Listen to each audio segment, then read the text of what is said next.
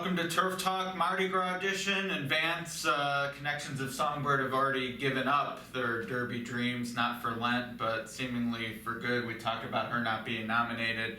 They definitely doubled down on that after a scintillating victory in her 3-year-old debut, but she certainly gets the heart racing. Yeah, she does, and it's kind of disappointing they've finally quashed this Derby dream of ours more than theirs, I guess. When she was coming down the stretch of the Las Virgenes on Saturday, my mind harkened back to Winning Colors and the way she won the Santa Anita Derby and the Santa Anita Oaks back in 1988. She was just effortless in that performance on Saturday. More the good things are yet to come from this filly. Yeah, I would say so. And certainly the Kentucky Oaks is a major prize. No shame in pointing for that, but I have to think there will be a din if she wins like she did this past time. And we already have trainers. Kenny McPeak said he wouldn't even target the Oaks if she goes there, and he has Dothraki Queen. It'll be interesting to see how sort of that shakes out. And I am surprised.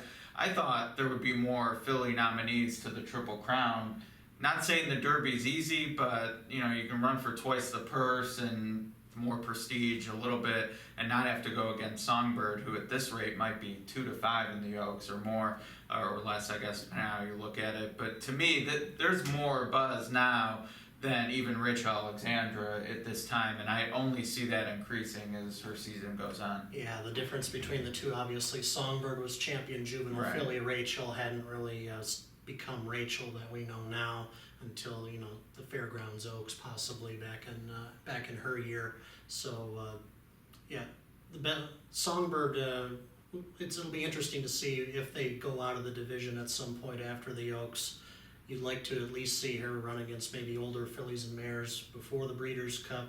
Maybe a race like the Spinster might be on her calendar. But I hope for her legacy that she'll get a chance to, transcend her own division instead of just running against straight 3-year-olds the rest of the year. Right. Plenty of ways to go, though. Even Stardom Bound, who was an undefeated 2-year-old champion, she won her debut in the same race, and then things went south from there. So not that you are planning on that by any means, but we're still at the point where horses can catch up or go backward. That if she's peaked, others can catch up. Maybe she's done too much already, but really, in terms of a comeback and 3-year-old debut, you couldn't have asked for an easier spot. She did it the way you'd want to see it without overexerting herself either, so she definitely has a lot of people excited. Yeah, and as I mentioned to you on Twitter on Saturday, the Santa Anita Derby, which will be April 9th on the same card as the Oaks, might ultimately be almost like an afterthought